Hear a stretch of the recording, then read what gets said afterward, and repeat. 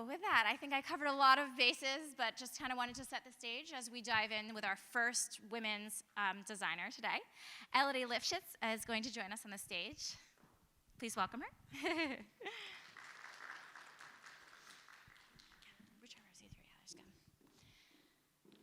So Elodie has a degree in fashion from Studio Berceau in Paris. Elodie has worked in the fashion industry for over 15 years. After graduating, she went on to hold an internship with Stella McCartney in London before finding a junior designer role in Paris for Lanvin. She was promoted designer in charge of capsules, in which she oversaw the bridal line, tailoring line, and leather line goods. In 2011, she moved to Isabelle Marant as the senior designer of Softs and was promoted after 3 years to head designer, working directly with Isabelle Marant. Saint Laurent recruited her in 2016 as a design director, working for Anthony Vaccarello, their creative director, and in July of 2017, she moved to New York City as senior design director for women's ready-to-wear, managing a team of 12 designers and building the assortment from conception to marketing. So that is the bird's eye view of your career, but please give us a little bit more color around how you got here. Can you hear me? I'm not used to microphones. So, well, I mean, that's an overall, of course, in reality was a lot of great experience. I would say my two most, how would you say that? Where I learned the most were my two first experience, so Lanvin and Isabelle Marant. I mean, Stella McCartney was an internship. We all know what that is. You basically buy coffee and lunches and you try and learn something. But Lanvin, yeah, I had the chance to work for 5 years directly with Albert Albaz, being in all his fitting. I was basically the little, I was not really designing at the beginning. I was more assisting everyone. So I was a studio assistant, and then he gave me the chance to be able to design, and then he gave me the capsules. So that's really where I learned the most. And I would say that that was my school.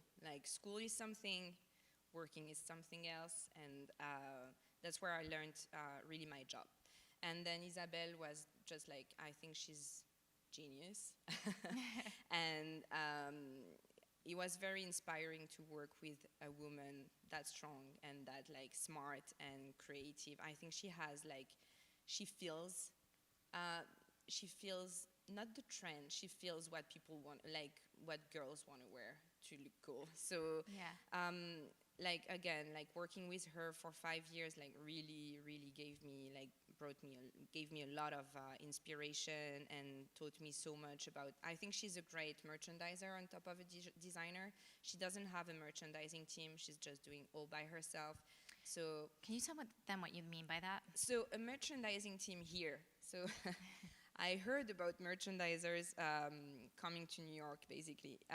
A merchandiser here is someone that's going to tell you, we need that kind of stuff in the line, that kind of neckline, that kind of length, because we sold a lot last year, and because, yeah, and we need that kind of price point and that kind of margin. I don't know if all of that speaks to you, but if you want to work to the US, that's something you're going to hear and again and again and again. So someone who has a good eye, who can put great outfits together, but doesn't know how to design, only knows how to read the numbers and tell the designer what they should design. Exactly.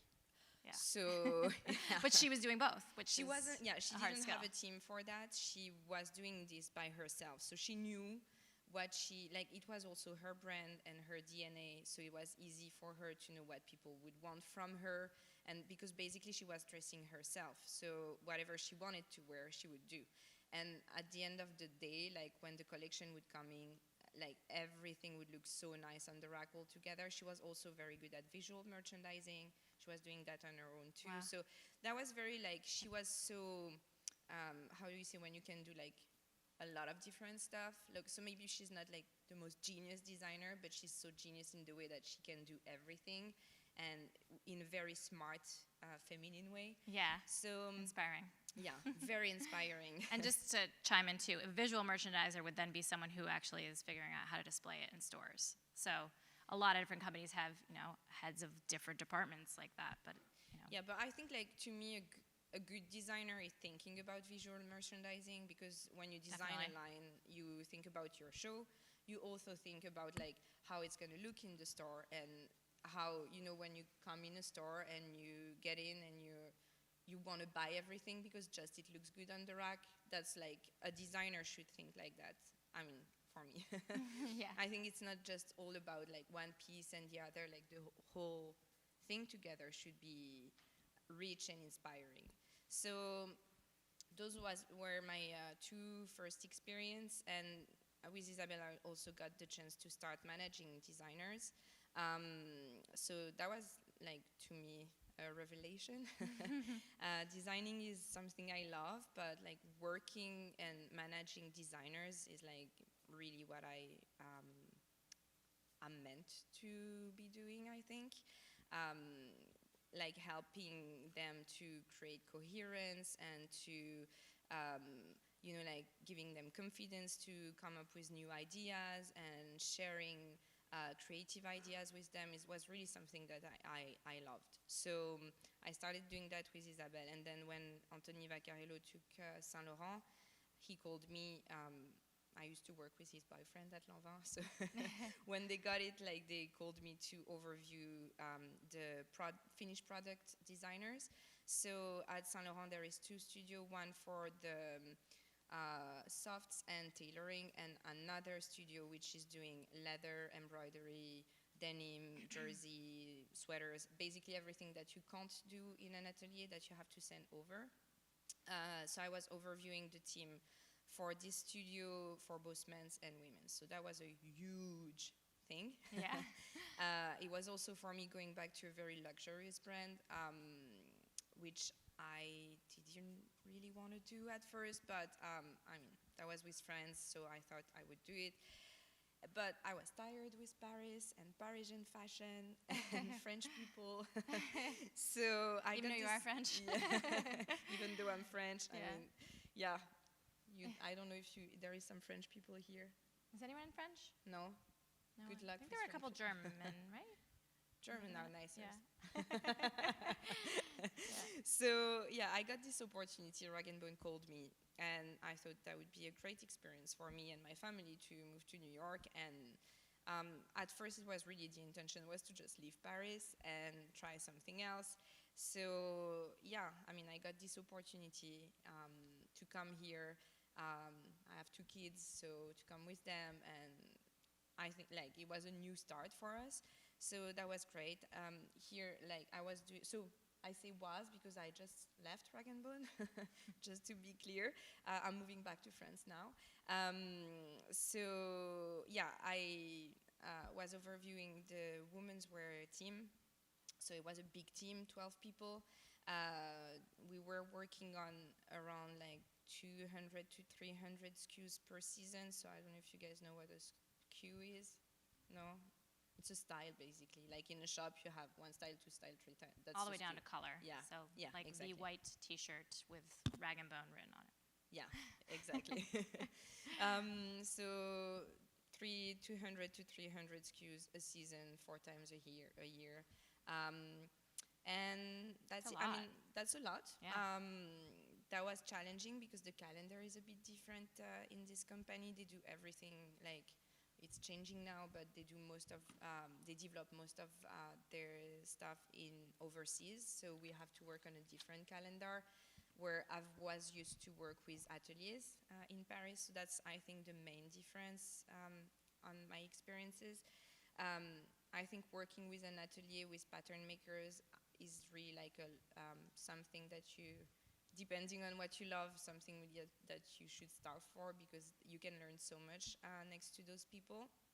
And if you want to be creative, I think working with an atelier is something that, but I mean, working overseas can be good too. It's just a completely different approach. So yeah, that was that. That's Yeah, my, I something that you said interested me is talking about how you really thrived when you got into the manager role, and what do you feel like you did early on that kind of prepared you for? I think that. I've always been like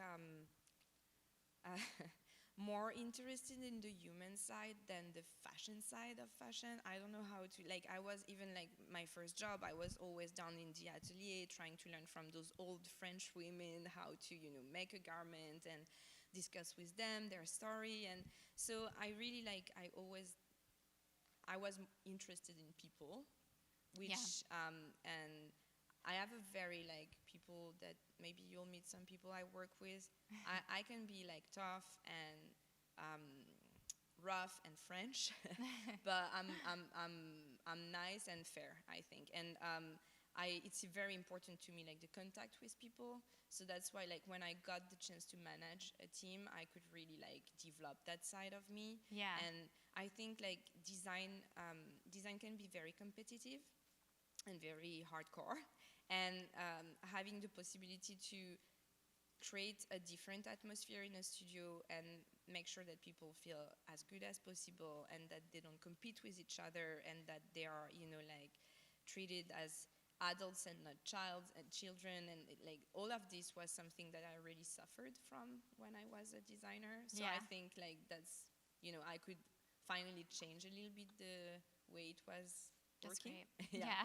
So yeah, I think I suffered sense. a lot, so maybe that prepared me to be a manager. I just like, I was like really, was very important to me to make sure that once I'll be in that role, I wouldn't do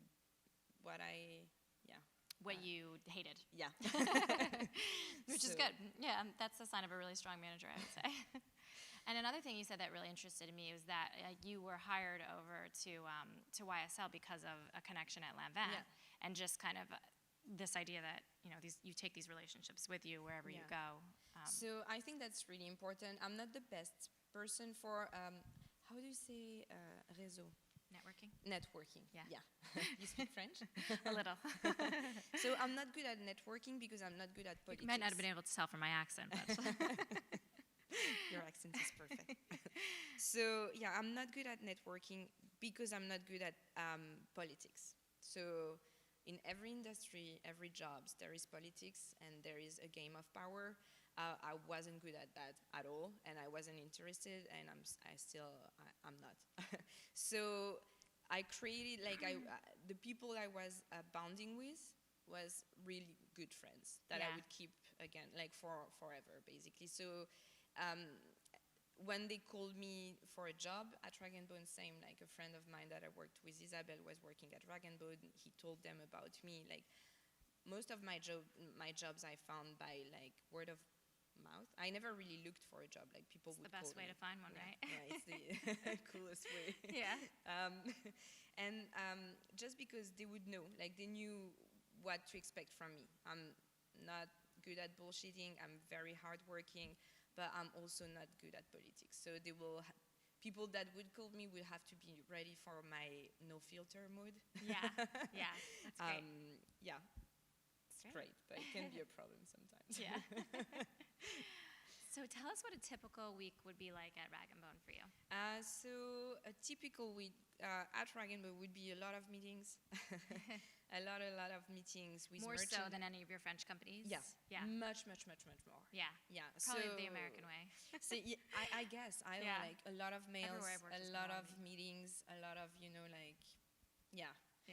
In France, it's more like you're in the studio and you're like, hey, what's the name of that fabric? There is no meeting. It's like all by, you just go there, you put a Post-it on a desk. Here it's really like formal. Yeah. So I had to learn that. But so lots of meetings with merchandising, fittings, a lot of fittings. I would fit every single piece. I'm a control freak, so really that was important to me. I would always do like with 12 different designers, you were still in every fit meeting. Yeah. Wow.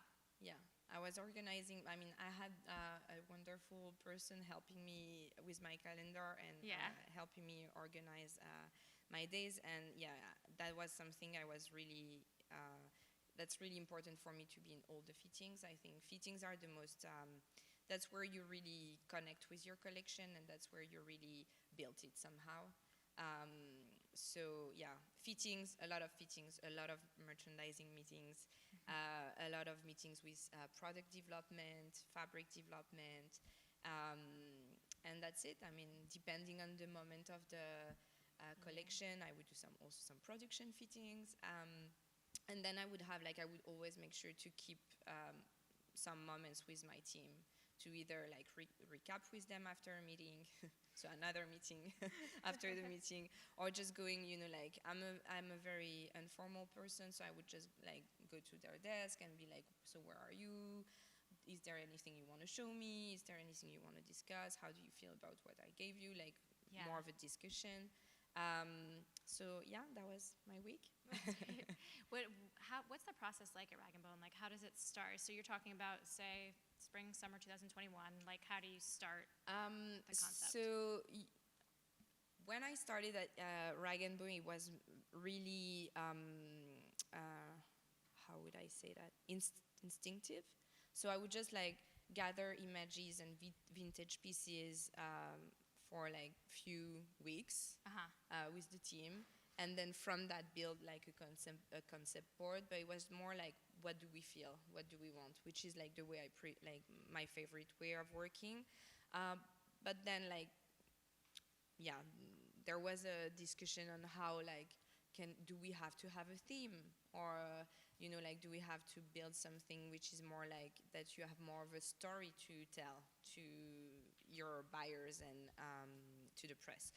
So Marcus, which is the founder of the company, got more involved in the concept, and like he was giving us like a theme, some words that we would start from. So we would start from those, and then I would go sit with the team, tell them what he said, and then we would just like develop and speak together, and then they would go and like doing their research. They probably go on a research trip to LA. When we're lucky with the calendar, maybe France, maybe Paris and London.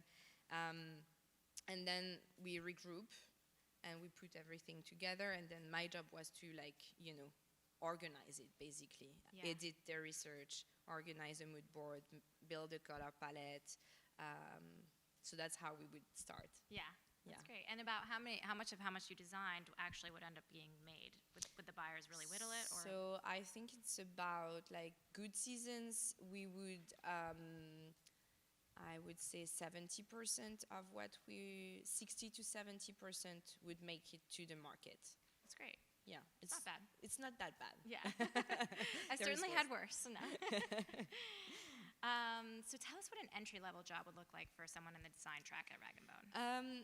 So if it's me hiring, I think to me it's important. And maybe I shouldn't say that. When I look at someone like a candidate, I don't look at their resume, I don't look at the school, I just look at the portfolio. But that's me. And I'm French, and I'm like really interested into the creativity of people. Here, I think school is important, degrees are important. I think knowing the Adobe suite, like the suite, like Photoshop, InDesign, all of that is, I mean, now you can't really be a designer if you don't know how to do that. But for me, like, I need someone that's able to hand draw. Like the computer thing, for me, is not so inspiring. But more and more companies work on computers only, so I'm just an old school person. Computer sketching for sure. For me, hand drawing, being able to bring creative, like not just executing stuff, but like being able to bring something. And voila, motivation.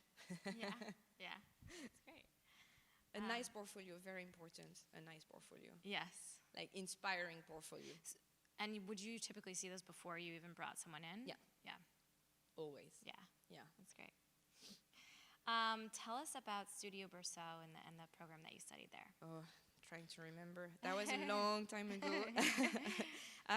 So it's a French school, a Parisian school. It's very short, like it's 2 years and 1 year of internship. So the Stella McCartney internship was part of. It was quite. I mean, they didn't find it for me, but I was still considered a student while I was doing it. Yeah. So it's just like legal insurance stuff. But yeah, so there is a 1 year internship insurance on top of the 2 years. So to be very, very honest, I picked that school because it was short and not too expensive. I wasn't very wealthy, so I had to be smart in my choices. It was a good school with a good reputation. I would say that it taught me how to make research, like, like it taught me some sense of taste more than technical skills. Technically speaking, it wasn't. I like, working really That's taught where you me learned how that. to. Yeah. Yeah. Yeah. Probably as with anything, right? Yeah. Well, that's great. And how did you get that first job, or how did you get the Stella McCartney internship? I guess. So this one there. I was again, I was always working while studying. I needed some money, so I was a waitress and I was working in a boutique as a sales. How do you call that here? A sales advisor. Oh, Yeah, okay. like people. Personal shopper. Not really. I was No. just there, like folding stuff, basically. Shop girl. And there was this like a neighbor of a friend was working in the Stella McCartney showroom, and he told me they were looking for a dresser. So I went there just like to dress models, basically. Everything I do since like day one, I do with a lot of heart and soul. So I was really doing it. Like I was just like doing it very seriously. So the girls would come out like, very neat, and I would like put everything back on the racks, and I was working hard. And this guy like was told, like, there was the design manager there for the showroom, and she saw me like back and forth, and she was like, oh, she has a lot of like energy, she seems like so motivated. I wasn't, I just needed money. But and he was like, yeah, but she's doing a fashion school, so maybe you guys should discuss. So she came to me and she was like, yeah, so I heard you're learning how to be a designer, like we're looking for an intern, would you be interested? And I was like, yeah, yes. hell yes. So yeah, I worked very hard to make enough money to go there because it wasn't a paid internship. And I went there and it was great. And I mean, that's what I would say, when you work hard, something comes back to you always. We'll notice. Yeah. So that's how I got this job. And the head designer at Stella really liked me, and she was before Stella McCartney, she was the right hand of the head designer at Lanvin. And so she called Lanvin and she was like, so there is this French girl and we can't hire her. We don't have like any budget for that, but I think she's amazing. So do you want to meet her? So they met me, and That's great. that's how we started. Wow. So yeah, you really used your connections to make I that. mean, yeah, I never asked though. Yeah. Like I never had to ask, which is, I guess I'm lucky. I never had to be like, so hi, by the way, Help me get a job. I'm looking for a job. Yeah. And then once you're in there, headhunters call you all the time. But you just have to get your first job and be like good at it, and then it comes. Like I think the hardest part is to just get in and get your first job. Yeah, absolutely. That's great. Good story. What was it like there at Stella McCartney? I mean, it was good. It was already vegan, and Yeah, it was early on days. Yeah. Yeah. I think it was very quiet. Really, I had this fantasy about a studio being like crazy and people running around, but it was very British. Yeah. So very quiet. It's interesting for you to have had this 3 different. Yeah. It's really like three. Maybe it's just the companies I've been in, but Yeah. clearly, like Stella McCartney was very quiet. The head designer there had 2 kids, and she didn't want to work on Fridays, so she wanted to make sure that the whole team was done by Thursday evening, so no one would really come to work on Friday. Good for you when you're not getting paid. Yeah, exactly. So yeah, very quiet, very easy somehow. Like no drama, no unnecessary anxiety, I would say. Yeah, that's good. Paris is something else. Yeah. Yeah, so actually my next question for you was about the personalities of these three different cities. And So I think, I mean, from Stella McCartney, I don't really, like London, I don't really know. I've had one experience, so I know that some other companies are wild. My experience was cool and easy and smooth. But yeah, Paris, extreme. yeah, good place to probably get started out, Yeah. right? When you're young and you have a lot of energy, it's perfect. After a while, it gets hectic, I think. But it's very creative. So I would say Paris, like from the three cities I've worked in, is the place where you have the more creativity and the most respect for designers. But it comes with another aspect, which is like a lot of divas, a lot of competition, a lot of like stab you in the back. So yeah, you have to keep your head cold all the time and not take things too emotionally. So that can be also hard when you're young. But if you can do Paris, I think you can do anywhere else. Yeah. Depending on Make the it there, you can companies. make it I anywhere. think like luxurious brands in Paris are pretty hectic. Yeah. Yeah. Well, I mean, when you think about the fact that here in New York, every company travels to London and Paris to Yeah. get inspired. So Yeah. when you're in Paris, where are you going to get inspired? You have to dig a lot deeper Yeah. to get that originality. I mean, Parisian goes to London, Yeah. London, they go to Paris, we would go to India, we would go to Japan. So yeah, there is still some inspiration out there. Yeah, yeah, definitely.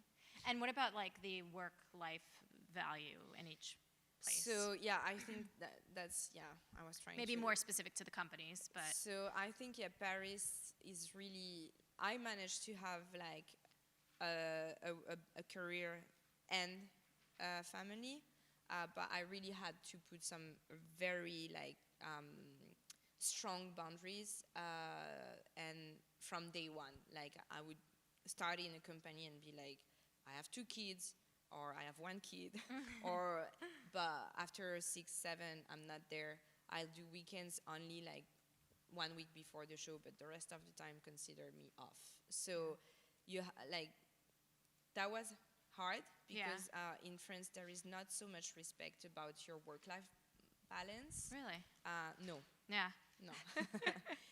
There is something here which I really appreciate, is that if you manage to do your job from like 9 to 6, it's because you're efficient.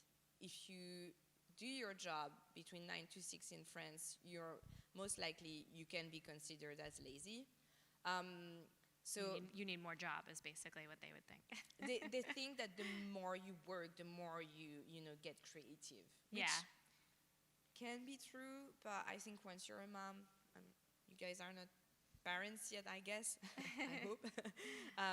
But when you're a mom, you have to be efficient, because you can't like just stay at work forever. So 2 jobs. I think, yeah, exactly. You have 2 jobs basically. So I think like once you have a kid, you have to decide whether you want to raise your kid or you want to, you know. So you have to really find this and be very like strict about it Yeah. at work, like really strict. So Lay down with- yeah. I think Paris is not like the easiest place to do that, but if you start there and you have a good experience, then you can also say like, yeah, I mean, I'm professional, I know what I'm doing.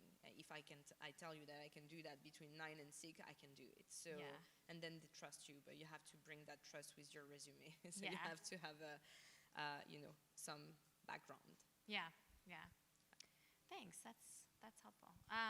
So many of the students in the room are international, and most I think are planning to stay here and work in New York City afterwards. Can you tell us a little bit of what it was like trying to fit into the New York culture when you first moved here? So, I mean, I think if you studied here, you're already in the groove. From Europe to here, or at least France to here, the most difficult for me was the not managing to really understand feedbacks, because everyone is so polite here and not willing to overwhelm your feelings. So it's hard to understand whether you're doing a good job or not, and if people are satisfied or not. So that was hard. But on the other Interesting. side, I felt like this politeness and this there is a culture of like not hurt your feelings and not like overwhelm you, like is really thing somehow, because you don't bring your suffering to home. Like there is no suffering, not so much.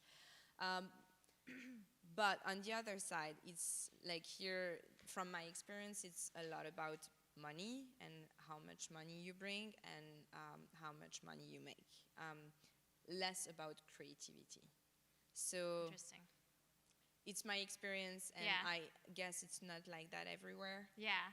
But again, that was a contemporary brand where I was coming from luxury, Right. so that's It's a also an different mindset. adjustment. Yeah. And it's not just culture. I think it's also like two completely different approach of design. Definitely. But yeah, there is good and bad. People here are mostly nice. Yeah. Well, you don't always hear that. So that's nice. I guess compared to Paris, maybe you do. Oh yeah. So where do you feel like has been your favorite place to work? Was it I would say there were like favorite would be Isabelle, because I got this like I managed to have this work-life balance and still be creative. Yeah. Was still hard, and we had our moments with Isabelle, but I think she was the most inspiring to me because she's like successful and she stayed like mostly down to earth, and she was just like smoking cigarettes in the studio, like in her underwear, just like being there wasn't so much of a diva attitude, which I liked, which is closer to what I am. So yeah, I would say Isabelle. Yeah. Or Lanvin. Yeah. It's hard. Yeah. It's just Albert Elbaz was such a genius. He was the most genius person I met. So yeah. Yeah. What was it like working directly for so many of these famous creative directors? So it was great. I think I haven't had any other experience, so I can't really compare. Yeah. When I started designing 15 years ago, studios were much smaller. People were working much more. So we would always be, I started by working with the creative director. I never had like an in-between person. So it was great. It was like the best way to learn my job, to see them, like it's so, like intimate when you're with a creative director and you see their process. You also see what they go through and what they make you go through too, Yeah.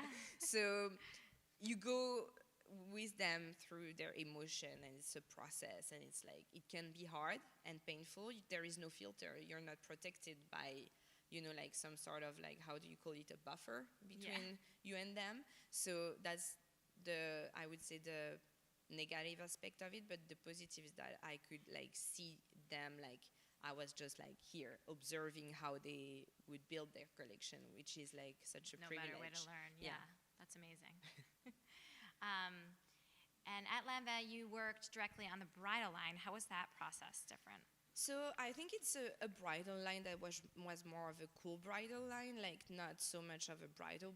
Yeah, they're very minimalist. Yeah, it was basically like he would give it to me and say like, Elodie, I want those girls to come in the shop and be able to buy their bridal dress like that, So it was a bit of a challenge because here the culture of marriage is so big. In France, not so much. So you can go to get I got married in a pair of jeans and sneakers. So so there is less of that. So we were doing we could do some T-shirts with cool graphics and funny skirts, but it was mostly the way we approached it was to take dresses that we did for the runway past seasons and just like tweak it a little bit and launch it in new fabrics and launch new embroidery. So it was more of a mix and match of existing styles. Okay. And then the newness would come with the embroidery, the prints, the graphics, the fabrics themselves. and the overall, of the collection, but not like I wouldn't design from scratch for the I bridal see. line. Okay, so you worked on a number of capsules there. Were they all sort of this sort of? The bridal was like Was that way, that. okay. The leather was its own Soup to thing. nuts, Yeah. okay. Tailoring same, t-shirts same. So I got to capsules were a bit different. It's like in the way that you wouldn't develop it directly with the atelier, but more with outside factories. So I would go to India. I would go to the factories in France. I would go to Germany, to Italy, to like work on the products directly with the factories. So that was like a huge thing for me, like technically, to be able to work with those like proper technician and learn from them was like very, very how would you say? Inspiring? Or? Not like ça m'a appris beaucoup. It taught me like. You learn the most? Yeah, or, yeah. Yeah, okay. Yeah, one thing you had talked to me about before was your pattern makers. Yeah. And these really old school people. Can you talk to us a little bit about their process? I think, those people, like, and of course, they're getting older and older, and there is not so much, and again, like the fact that a lot of stuff are made overseas, a lot of factories in America, in Italy, in France are shutting down. Like this savoir-faire, this knowledge is disappearing with them. So I think that's sad. Yeah. I hope there's going to be a new generation of very like technical people. But to me, a pattern maker, a good pattern maker, is a designer somehow. Like at Lanvin, Albert would just give like a piece of sketch like that, give it to a pattern maker, and it would be to them to interpret that. So, and they would just like basically take a piece of fabric. They had like their mannequin, and they would just like, and it was like so perfect. So this, I feel, we're losing that. It's disappearing with over time with like the worldwide like make this oversee and make this fast and make this like, even to me, like creatively speaking, we lost a bit of substance. Design-wise, the fact that there is so many seasons and we have to be fast and we have to look at each other's, like there is a lot of much more rub-off than before, even in big companies, even in luxurious brand. I think that there is a whole like soul to this industry that is being a bit lost. Yeah. So I hope the new generation will bring that back. Yeah.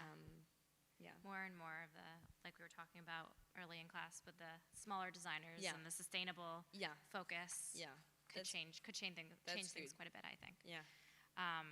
Tell us a bit about the thing that you're most proud of in your career.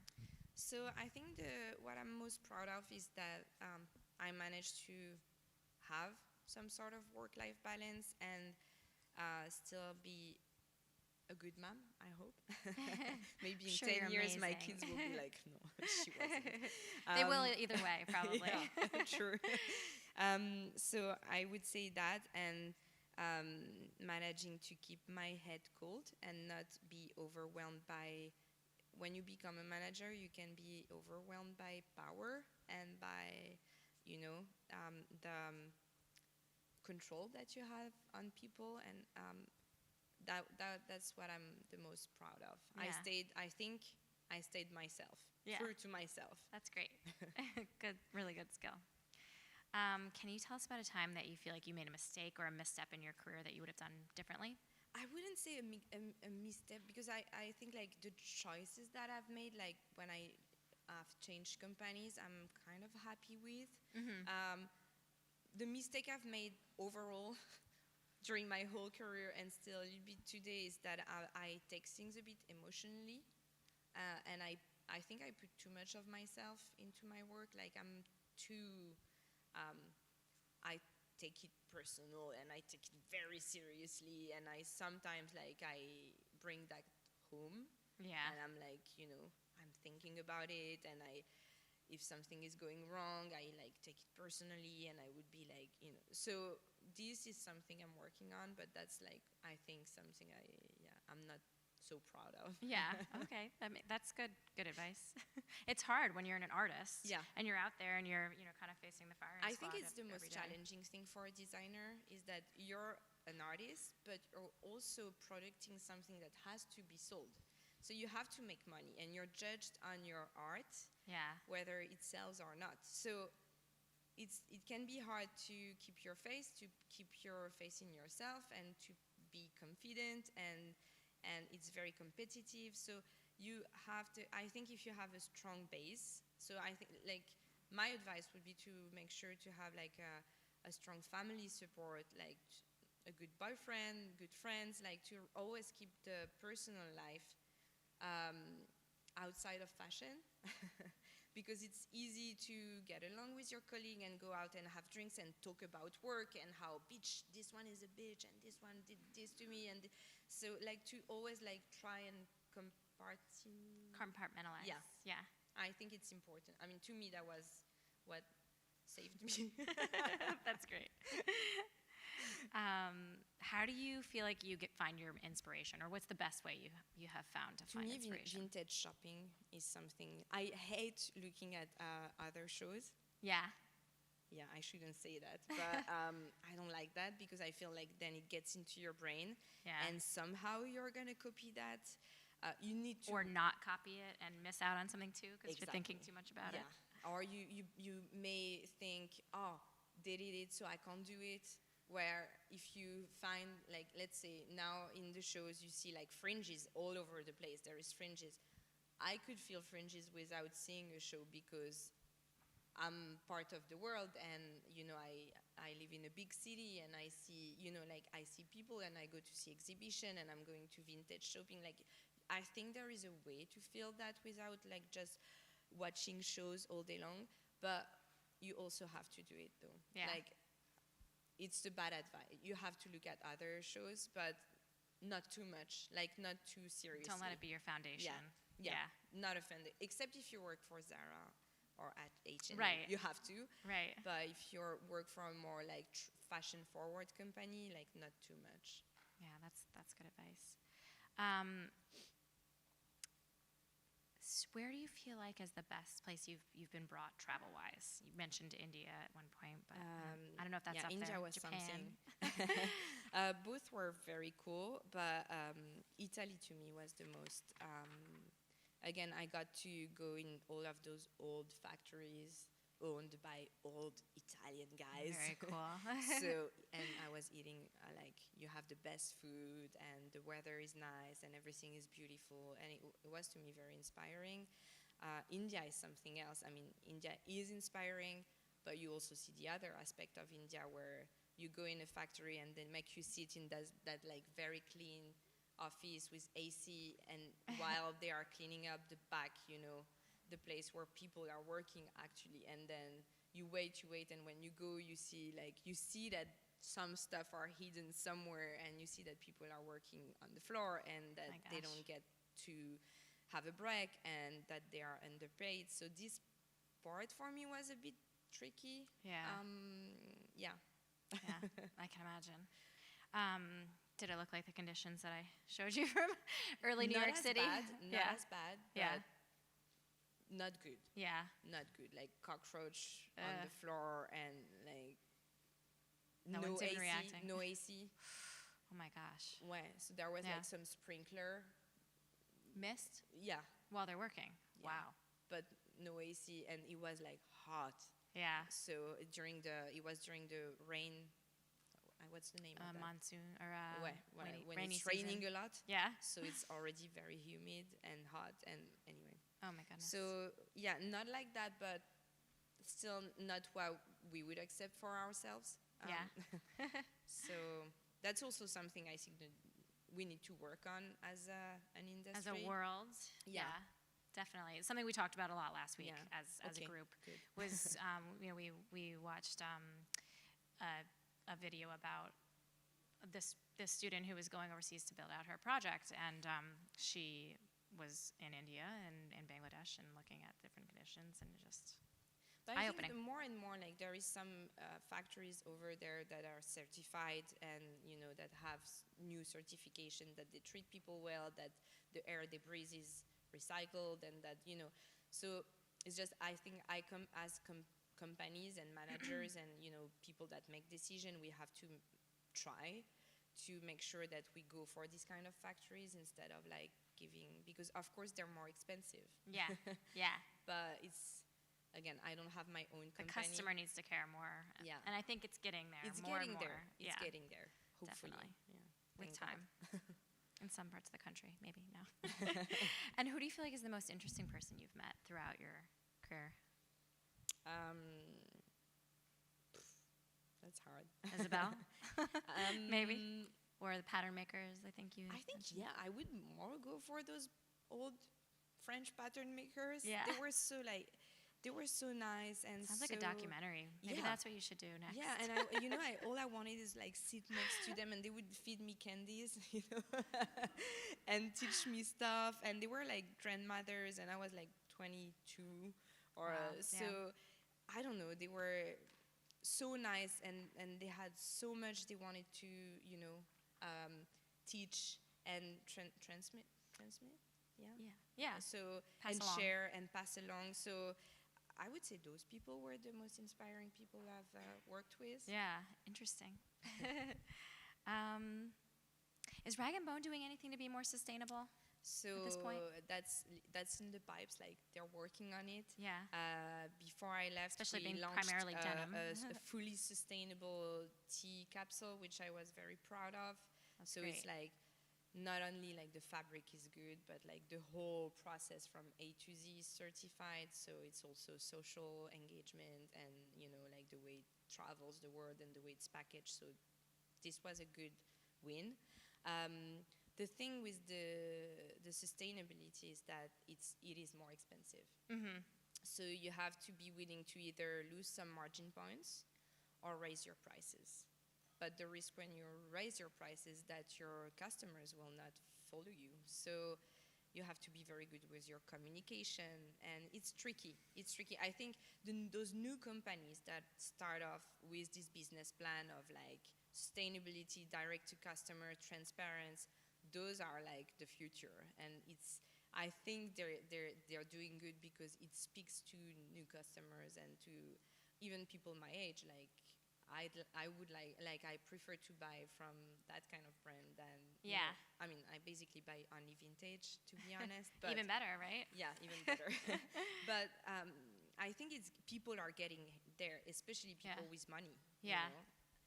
I think luxury, they will, they have those sustainability things. To me, it's a bit of bullshit, to be honest, because as if you stop fur but you're still doing leather, Yeah. well, like it's One all step those forward. yeah, I think Goes back. Stella McCartney got like really like she made a point and she stuck like she stick to it, and that was smart. Yeah. And that was like she did it Early. a long time Yeah. ago, like what, almost 20 years Yeah. ago. So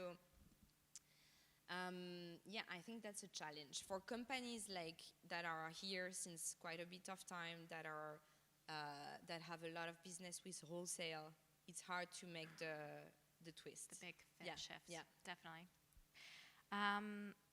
What do you feel like is the biggest challenge facing the industry right now? I would say that. I would say sustainability versus wholesale. It's like a tipping point right Yeah, now, right? yeah, because maybe I'm wrong, but I think those companies, again, those business model with like wholesale margin targets, aggressive margin targets, like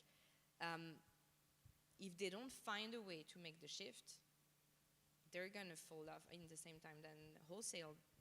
Yeah, Like definitely. you have to build a very, very strong e-com, and somehow step by step get rid of the wholesale partners, because they are dragging everyone down, because they are challenged. Yeah. So they challenge the company they work with to give products at a lower price. So your product the quality gets affected at some point, because you can't just keep raising your prices or lowering your margin. Like you have to do something, so you go into a cheaper factory and your product is less relevant. So Yeah. I think it goes a bit in circle at the moment. So I would say that this is a huge challenge for those brands. Yeah. Yeah. Right. And I guess my last question would just be, what advice do you have for the students to make themselves more hireable? Work on your portfolio, I guess. Work on your portfolio, yeah, for sure. Work on your portfolio. Be confident, but be humble.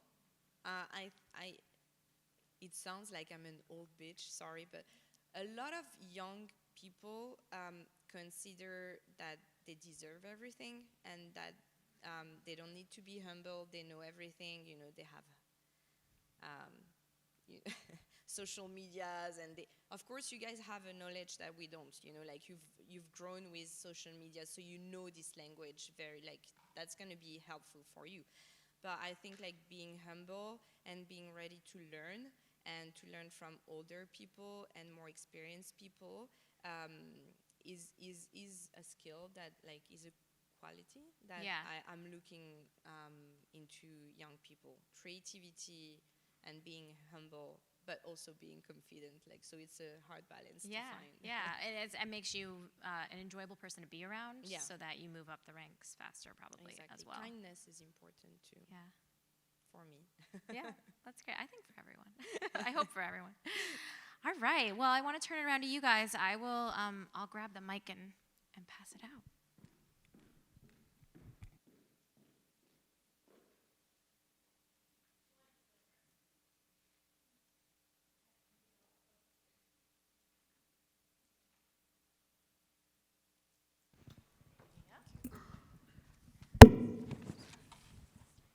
Hi. Hi. Over the years, you've worked as a fashion designer. You've been involved in a variety of realms in the industry, ranging from tailoring, bridal, to soft leather, knitwear, and embroidered products. As a student, I always think that pursuing a career in the fashion industry doesn't only require like specialized expertise, but also a well-rounded knowledge of design in general, which very often makes me worry that I'll never know enough to be ready for this industry. So I was wondering for you, when you first started, would you say that you were already equipped with a fairly all-round base of knowledge in fashion design, or would you say that you learned most of the things along the way? Along the way, like definitely, I wasn't specialized in anything.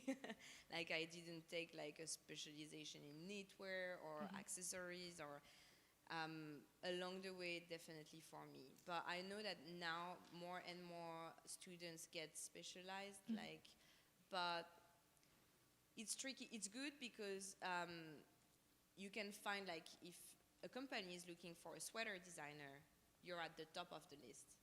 But if you don't want to do sweaters at some point, it's going to be hard to go back. Where I think that if you start wide, you can, you know, touch a little bit of everything. At least that was my choice. Like I didn't want to be stuck in like only shoes or only, you know, this or that. I love the idea of like being able to see everything. And I think also if the idea is to at some point have your own brand or be creative director, you need to be able to do a little bit of everything. If you only do like sweaters, it's great. We need great sweater designer, and you do need to be specialized to do that. And I really respect that, like this knowledge. Like I love sweaters, but I think it can be a bit harder to then, you know, feel legitimate to have more of an overall impact on a collection. So I don't know if I answered your question. Oh yeah. Thank you.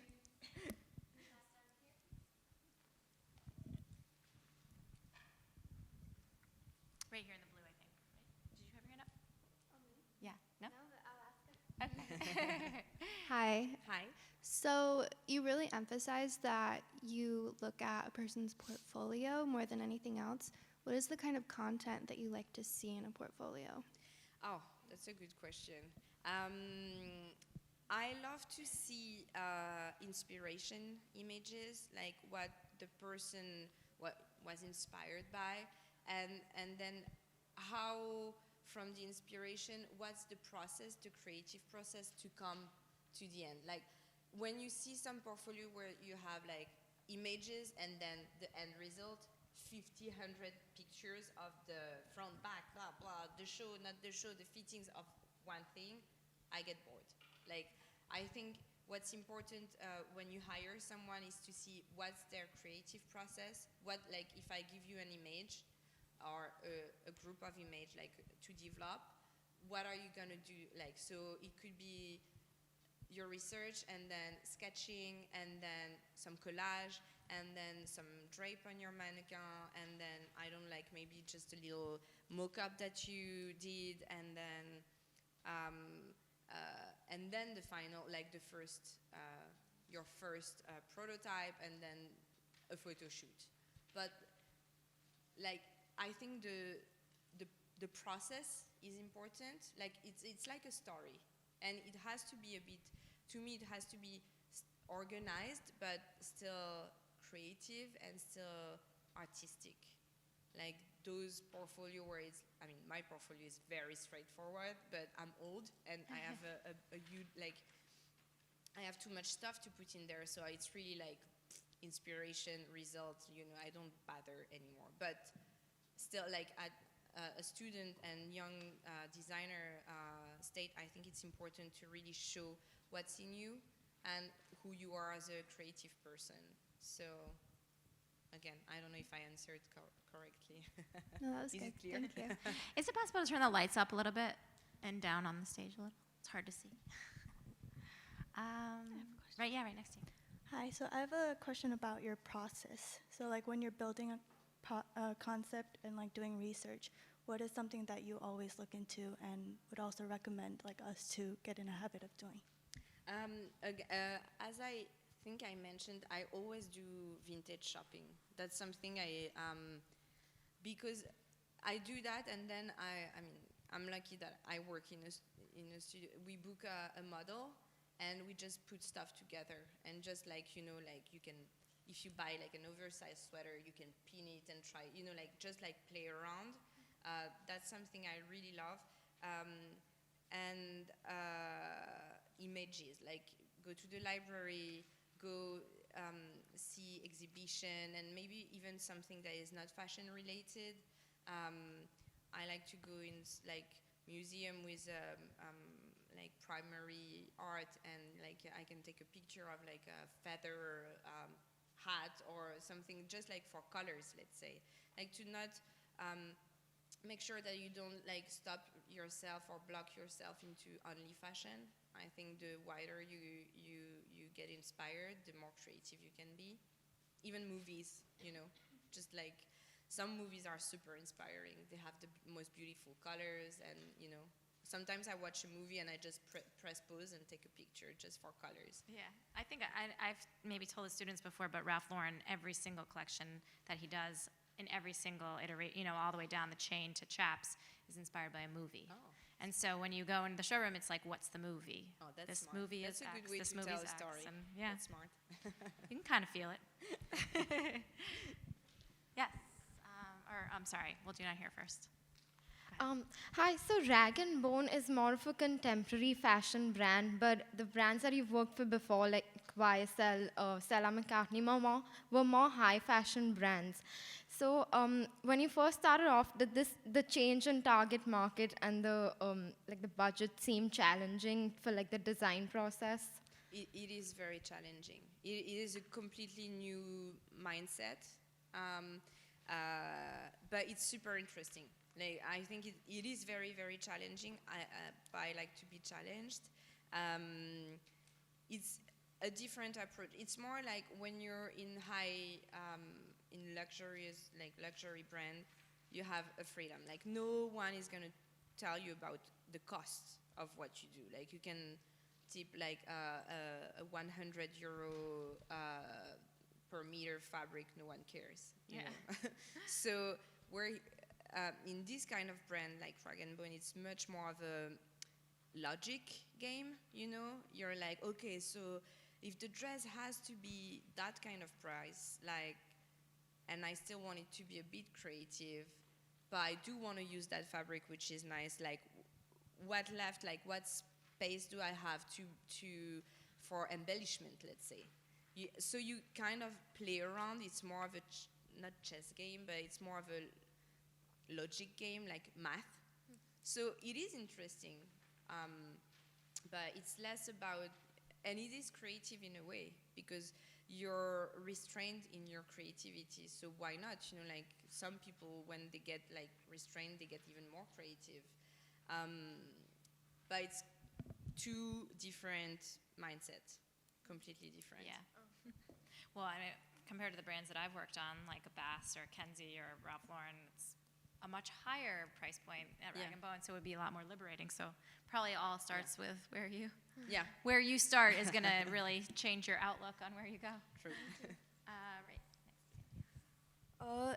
You've worked with so many brands and labels. Do you think the production process is different while you worked in different cities and with different designers? I think it's different depending on the range. Okay. So luxury brand would produce in like European factories with like a very like traditional way of making, you know, the garments, and contemporary brand they send everything overseas to China most of the time, and yeah, it's different because you have to produce more and to produce cheaper, and you have to pay your duty when you bring it back. So it's a whole, it's a completely different, again, like it's the same thing for design, same thing for production. That wasn't my part. I had zero impact on that. I just had to somehow try and adapt to that. But yes, the quality of what you get back is not the same. Yeah. And how engrossed were you when you were working with designers when you worked in New York, and was it different when you worked in Paris?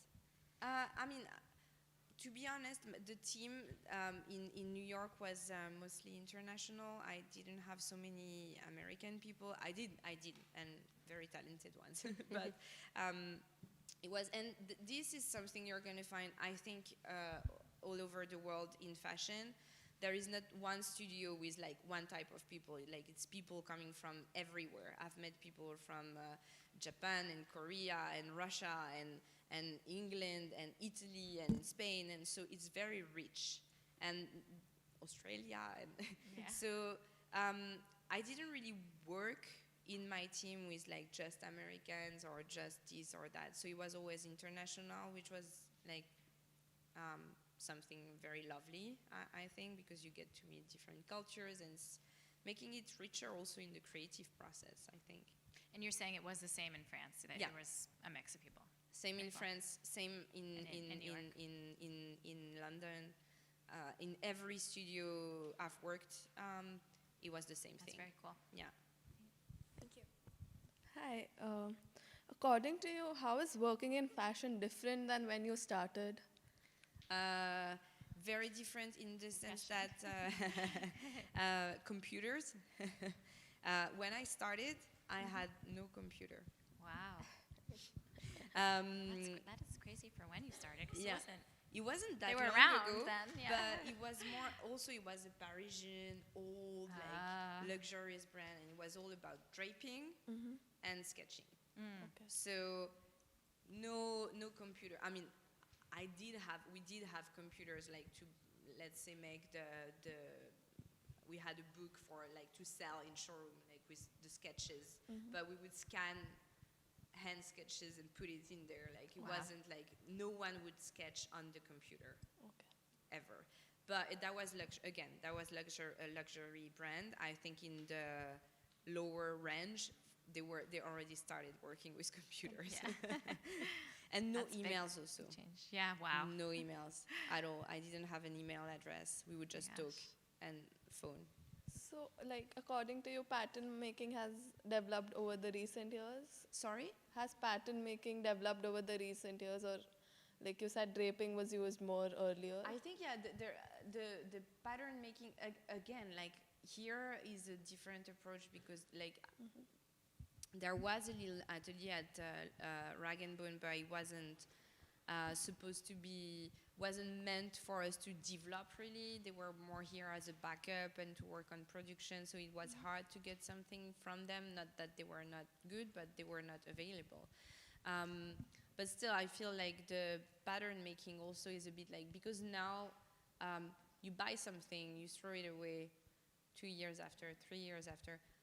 For a while, there's been this like trend of not really caring about the fit, or you would buy something because it's trendy. So I think there's been a bit of disconnection with like proper fit and proper pattern making and proper knowledge about that.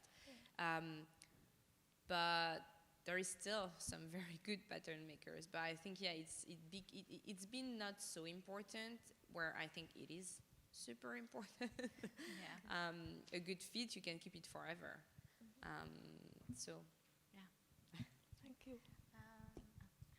Hi. It's often said that it's quite difficult for non-French people to sort of work and fit into the French fashion industry. So, what would your opinion be on that? I think this is what you heard. Yeah, Yeah. a lot of times. I don't know. In every studio I've worked, there was some foreign people everywhere. Oh, Everywhere. And I would say a studio is the only place where you can actually work without speaking French. Every other department, if you want to work in an atelier or in a production department or in a merchandising, or you would have to be able to speak French, where in a studio it's kind of accepted for you to speak English, like because everyone speaks English. I learned English by working with people. I didn't know a word of English Wow. when I got to London. So That's great.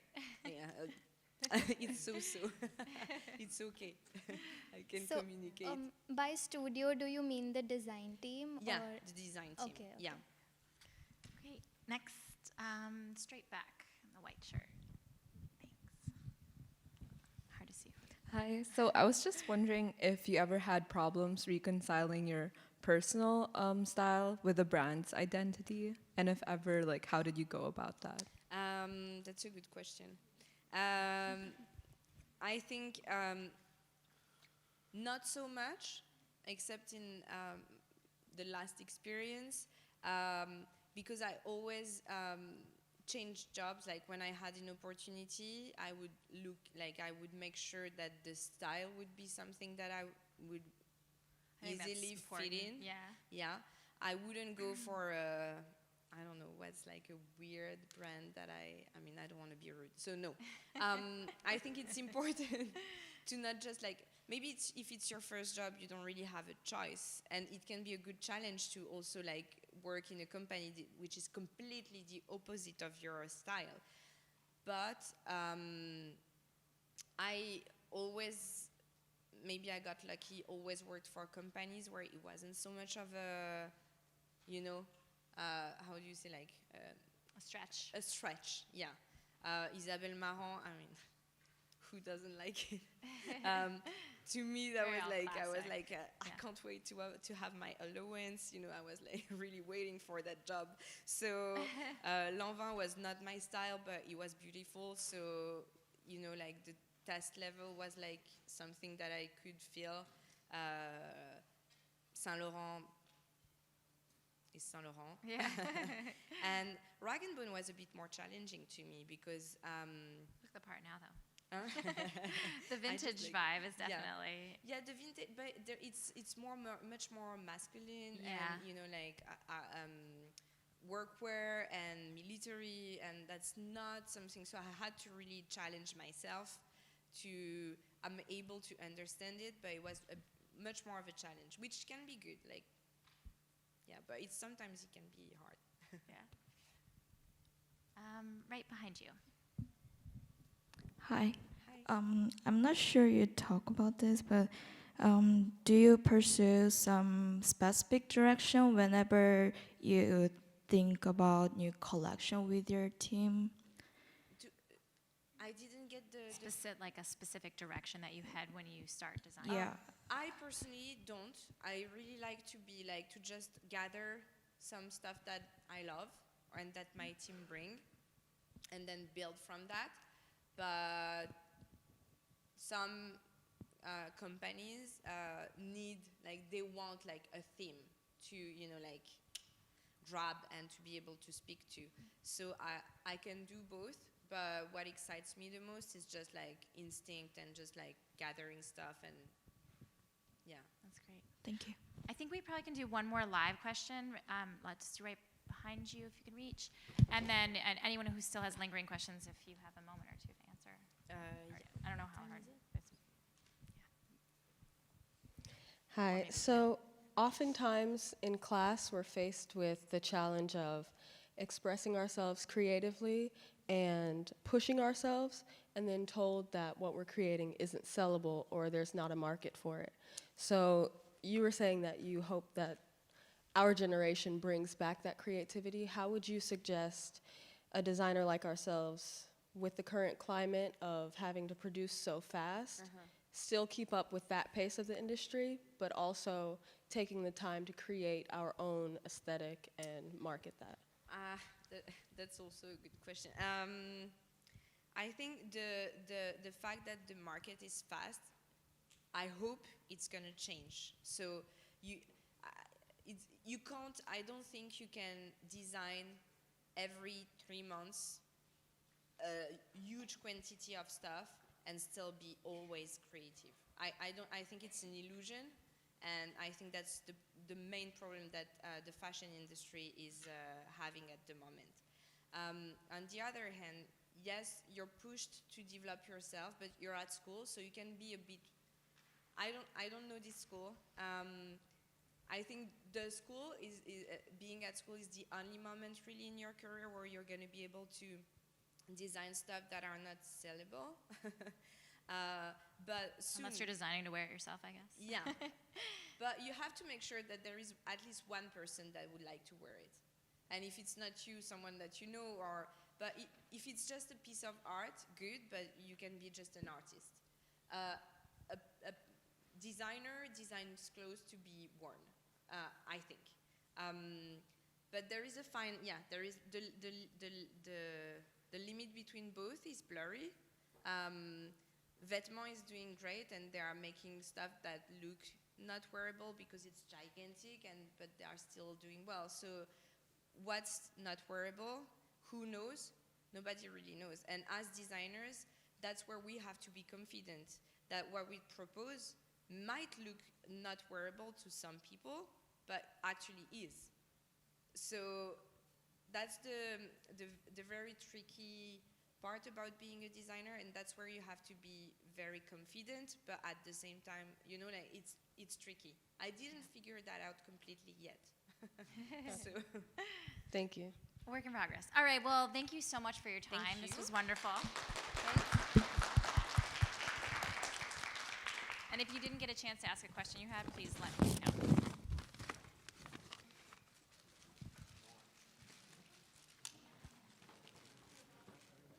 Did my phone just